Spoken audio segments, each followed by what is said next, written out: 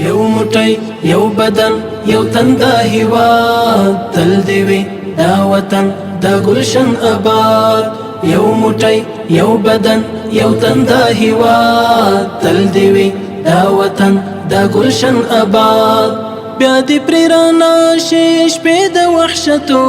د کندهار ښار په اوله ناحیه 5م ګذر کې د اوو کوڅو د کانکریټ کولو کار جریان لري. کندهار ښاروالي د خپلو پراخو انکشافي کارونو په لړۍ کې دا ځل د ښار په اوله ناحیه 5م ګذر کې د 950 متره په اوږدوالي د کوڅو د کانکریټ کولو، چریو او سلبونو د جوړولو چارې راپیل کړي دي. بدن یو تنده هیواد تل دې وي دا وطن دا ګلشن آباد یو موټی یو بدن یو. دغه پروژه چې ټول مالی لګښت د کندهار ښاروالي د انکشافي بودیجې څخه ورکول کیږي 10 کسانو ته پکښې د کار کولو زمینه برابره سوې ده چې 15 کسان په مسلکي ډول او 15 کسان په غیر مسلکي ډول کار کوي.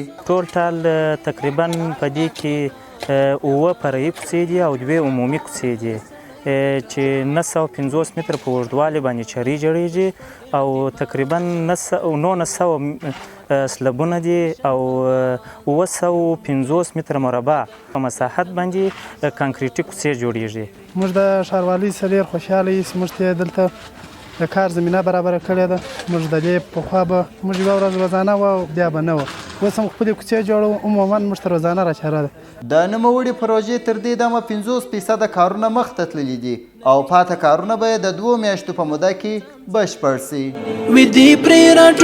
د دغه کوڅو په کانکریټ کولو سره د سیمې خلکو زیاته خوښي وښودل او د کندهار ښاروالۍ څخه یې ځانګړې مننه وکړل چې د هیوادوالو د ښه سهولت په موخه دغسې مهمې پروژې عملي کوي. دغه علاقه چې وه د اوبو سره موږ ډېر په د بارانو سره په تکلیف وه، د ښاروالۍ څخه موږ مننه کوو چې موږ ته دا کار وکړي. ګلشن آباد یو موټی یو بدن یو تنده هیواد تل دې وي.